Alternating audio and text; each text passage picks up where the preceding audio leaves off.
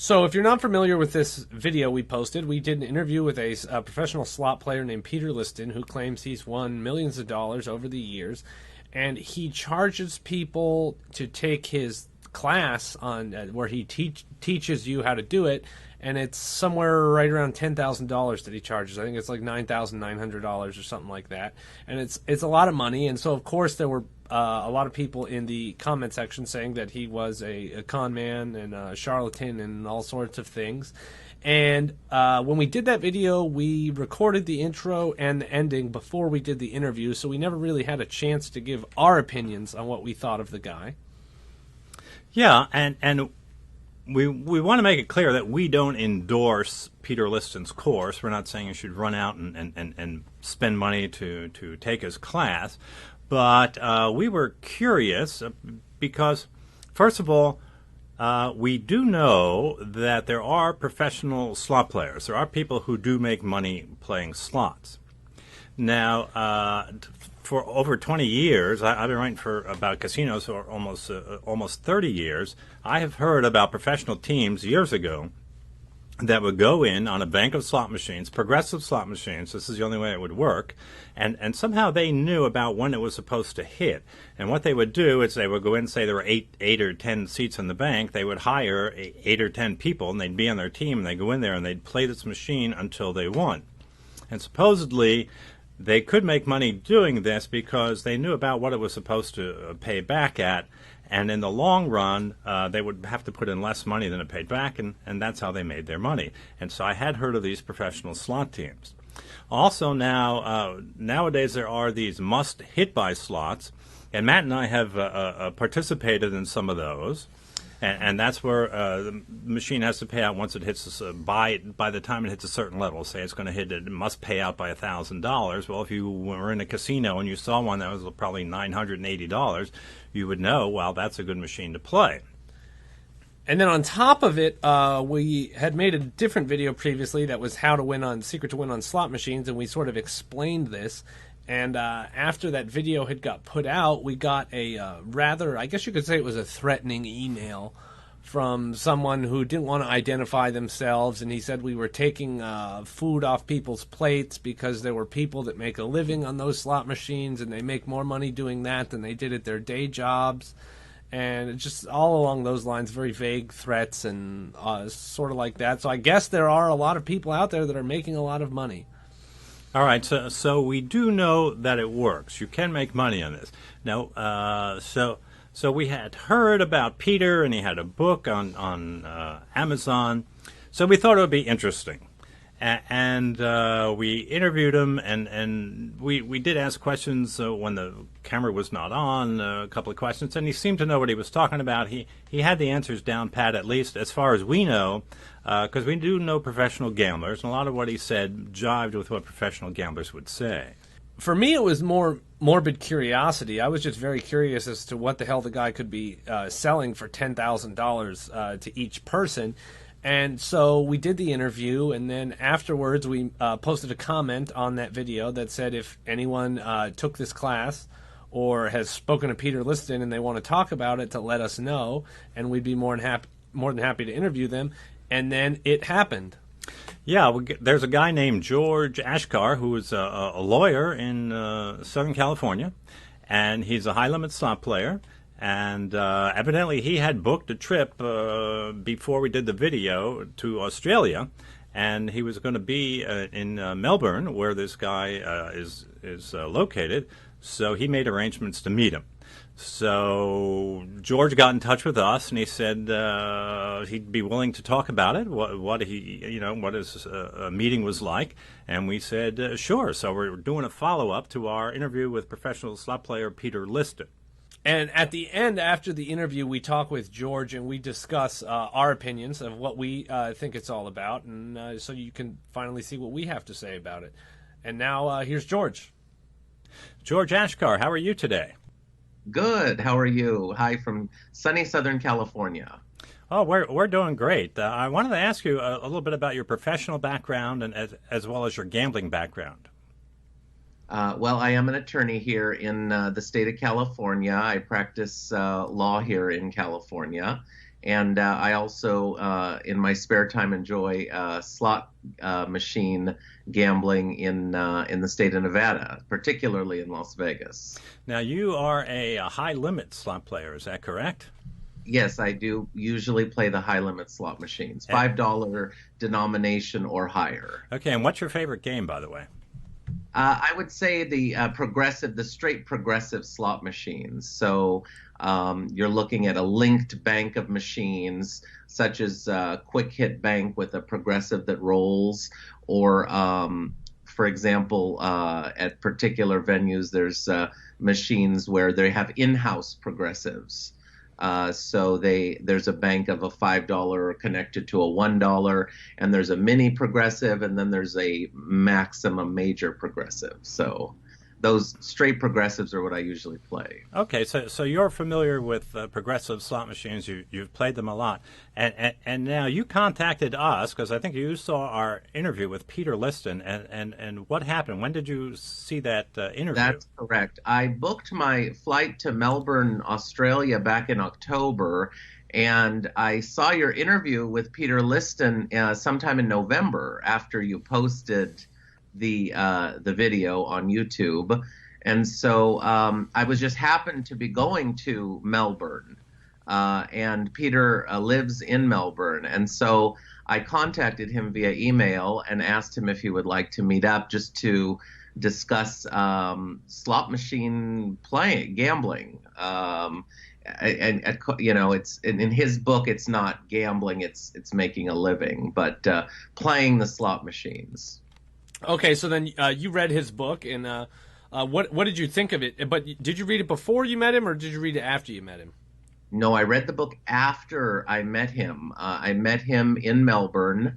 I arrived December 7th, and on December 8th, I met with Peter Liston at the Crown Casino in Melbourne at one of the cafes. He was very nice to do that. He was very nice to come by and talk to me. I had not read the book. He brought me a copy of the book, which was very nice of him. He did sign it for me, which I love. So, and his wife was with him, Yu, and she's mentioned in the book as well. So she signed it for me here. So it was a nice few minutes. Oh, okay. And now, did he give you any tips from the book, or did he sort of just tell you stories about his exploits, or how exactly did the meeting go? It was more stories about his exploits. Told me to read the book. I never mentioned that I was interested in having him teach me, so to speak, teach me how to play poker or pokey machines, as they call them in Australia, which is a slot machine here in North America. He did not. He didn't offer it, and I didn't ask. We just discussed. He asked me, "What do you? How do you play? What do you do?" He found out that I enjoy doing it for leisure. He said, "Well, anyone who, enjoys that activity or enjoys playing a slot machine, he doesn't feel that he can teach how to play them for profit." Okay, and then so what were going into that meeting? What were your thoughts? Like, what were you expecting going into the meeting exactly? Going in, I was just excited to hear his methods. Mm-hmm. And what he, again, I had not read the book yet, mm-hmm. So I was just curious to know what he was talking about and what he was thinking. Okay, and then after the meeting, how did your thoughts change at all, or what were your thoughts about him after the meeting? Well, again, and this is again my personal opinion of our in-person meeting in Melbourne at the Crown Casino. I did, and again, I really enjoyed the meeting we had, the discussion. We also talked about travel, different things, not just playing slot machines. But my opinion did change. I feel that at one time, back in between probably 93 or 94. Again, if you read the book, you'll see the time frames up until probably about 2000, between 2003 to 2005. I think that Peter was able to, make money on playing the slot machines at the Crown Casino because of the mystery progressives, which are the must-hit by progressives. I think you still can. This is again my opinion now. I think you still can make money if you are willing to put the time in and sit and watch certain banks of must-hit progressives. As far as the way I figured how it's being calculated to hit a straight progressive, it's going to be much more left up to luck. I don't think there's any way you can really sit there and know for sure that the straight progressive is going to hit. And if it does it, it's going to hit for you.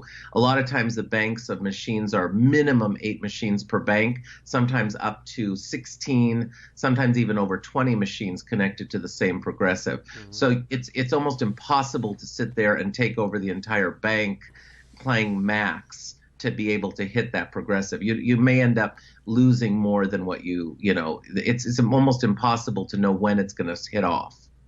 All right. Now, when you were talking to him, his pitch obviously is to spend $10,000, and he'll teach you his secrets to winning on the slots.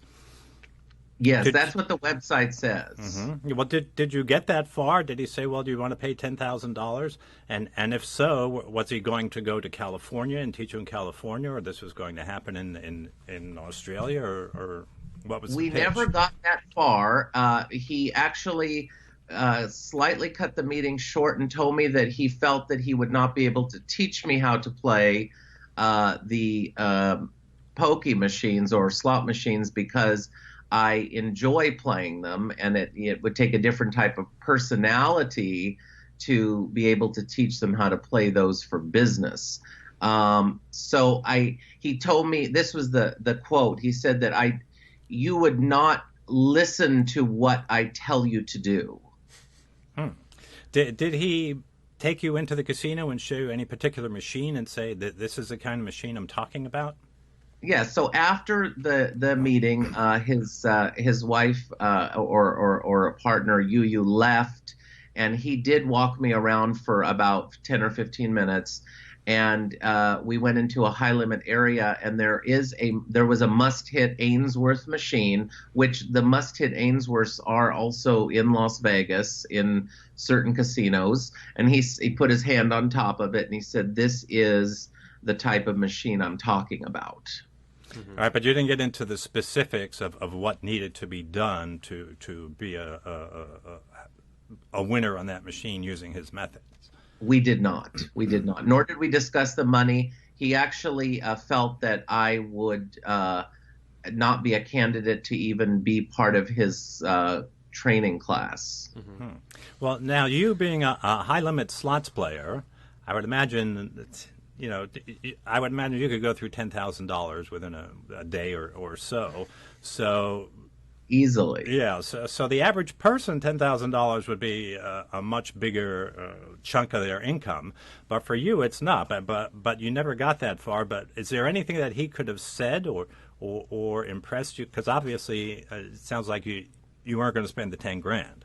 But was there anything that he could have said that would have convinced you that it would be worth a $10,000 investment? Unfortunately, not. I believe that, at one time when there were a ton of progressive Ainsworth must-hit by machines at the Crown Casino, he was able to, sit and take over however many machines there were. When they got to that certain the hit point where the odds move towards the player, and he was able to hit those progressives. I just happened to luckily hit one in Las Vegas in December. I was playing a Ainsworth must-hit slot machine. It was must-hit by $10,000. It resets at $9,000. It moves very slowly. This particular must-hit progressive or mystery progressive, as Peter calls it in his book. and I was playing it, and it ended up hitting off for me at 97.69. But again, I had been watching someone playing it. You know, if you have the time and the ability to watch, and you're lucky enough to hit it at the moment, you might be okay. 90, if it were at 99.50, it would almost been a sure thing. But I played it lower, and I just happened to hit it. So again, that I consider that to be pure luck. Even though if it were higher, over I believe 99.50, then it would have been almost a sure thing that you would have won money. But again, Peter is you know, only will play the machines once they hit that point where they tip towards the advantage of the player. Now, when we did our video, we had shot the intro and the end of the video before we actually interviewed Peter, so we never really got a chance to talk about what we thought about him. We thought we'd sort of compare notes now, and I think we kind of agree with what you had said earlier, where there was a point in time where I'm sure he was doing very well doing this and was probably making a lot of money, but I'm not sure that it's really as easy to do anymore as it was at one time. What do you think, Steve? Well, when we did the interview with him, there were times where we spoke off camera, and I would ask certain questions, and his answers were pretty good, and they were consistent with what I would say a professional gambler would know. Because we're not professional gamblers ourselves, but we have a lot of friends that are professional gamblers. And what he said was pretty consistent, like running teams and how to, if there's multiple players on a bank, how do you make sure you're the one that's going to win rather than, all the other people that are sitting there. So we would throw these questions at him, and he did come back with logical answers that I would expect from someone who was on a professional level. I will say there was one or two questions that we asked that it was a bit of a stretch, but it did make sense. And I think that it would have been much harder to make it as much of an exact science as it can be. I think there was a lot of leeway in what he was saying. So I think you would need a much larger bankroll and a lot more bigger, like a much larger sample size to sort of get closer to it. So again, I think not the average person is going to be able to do what he did, because I'm sure he had a much larger bankroll once he started winning. Yeah, well, you got to have a large bankroll to do that. But again, a lot of what he said made sense. But also, like I asked, I said, well, do you have any footage or pictures that I could use in B-roll to show during the interview? Like, you're holding up one of those big checks or standing next to a car. And everything he sent me was real old. So he didn't have anything current. And then he does, if you look on the YouTube page where the video is, he references where he has a YouTube video of I guess it was some Australian news channel, where they did an interview with him, but again, it's old. So I sort of tend to agree with you, George, that he was very successful at this, but maybe there's more competition, and he's looking for he's not doing as well as he used to, and he has to supplement that with book sales and charging $10,000 for his class. But if he can get it, people will pay it. Fine. That. You would? Okay. I would agree with what you both just said. And one other thing is, there were a couple questions that were not really fully or clearly answered. And for example, if you have a whole carousel, how do you make sure that your machine is the one that hits? Well, the only response I ever got was that, well, you because you sit down and you bet max bet and nobody else is playing max bet, so they're not even eligible for the progressive. Well, that is actually not how all progressive banks work. You don't have to be playing max bet for a mystery to pop off, and you do have to be playing max bet for a straight progressive to pop off. So if someone's sitting there, nobody that I've ever seen that follows the progressives in Las Vegas ever sits down and plays one coin when they're supposed to play three, because it just defeats the purpose of the odds. Right, and I guess it would depend, like you say, on the particular machine, how much you have to bet to be eligible for that progressive jackpot. But now, did you have another experience when you first got together with the wife that you thought that they were sort of trying to impress you with, Well, I the think they success expected that they have? right. I think that they expected someone else to show up. I ended up just being there for a few days. I actually went to Melbourne to acquire airline miles for my airline of choice, and so it ended up, and I felt like, well, it's summertime down there, and it would be a nice change for about a week or so. But when I did show up, I did notice that he never told me that he was bringing his partner or wife, but she ended up being there, and she was very dressed very elegant. She was had her gold on. She had her designer, clothing and accessories with her, a purse wallet, so to speak, and so. All of that was to give an impression or air of wealth, and I think that, and a lot of the time also while we were talking, he would be texting people, and he says, "Oh, I just got one of my students just hit a $50,000 jackpot in I believe it was New Zealand, in Auckland," and so it was as if he were very busy with the people who he were teaching, and he wanted to create this air of money or wealth, so to speak.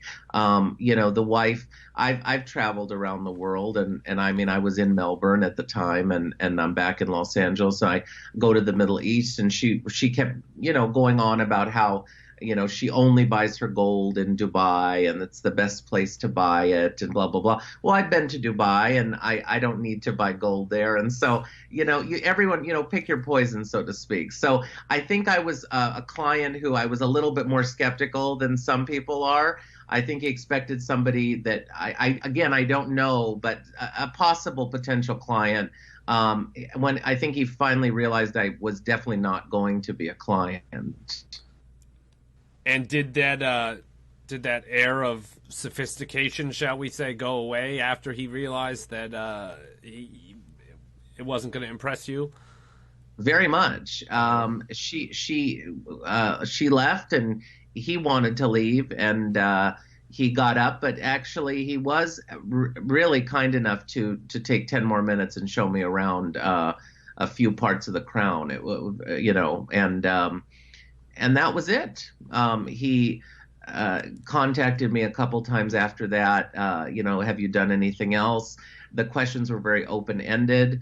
I said I have not gone to any other casinos or bars. A lot of the pubs have machines, not just a casino in Australia, but a lot of the pubs have slot machines or poker machines, and that's where he claims that most of the business is made today. It's not made in the big Crown Casino anymore. It's in the pubs. And I said, well, I haven't gone to the pubs. He says, no, I'm not talking about that. I'm asking you if you've done any of the tourist stuff, if you've gone to any of the markets or any of the, the gardens that I talked to you about. Well, really, the question was very open-ended. I think he wanted to know if I had gone and found any of the must-hit progressives. And I had not. I didn't bother to. But it was interesting, And I think that if I had said I did, he would have said, well, which ones did you find? Mm-hmm.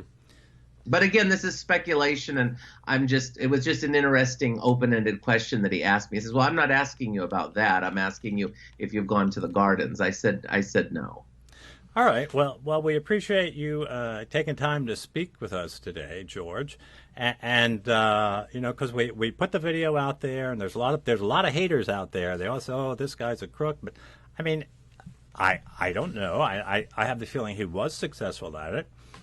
Is he still successful at it? I don't know, but I have the feeling he was in the past. So, but now the door is open. If anyone wants to contact us, if they do any business with Peter, they take his class and they want to talk about it, good or bad, feel free to contact us on our YouTube page. Just leave a comment there on this video, and we'll get in touch with you if you want to do a video.